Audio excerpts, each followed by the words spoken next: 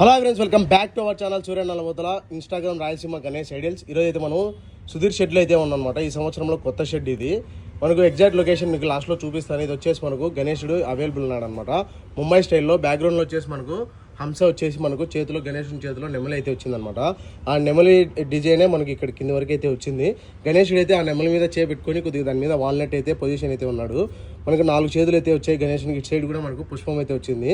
కింద మూషికుని మీద కాలు అయితే పెట్టుకొని అయితే ఉన్నాడు అనమాట గణేశుడు.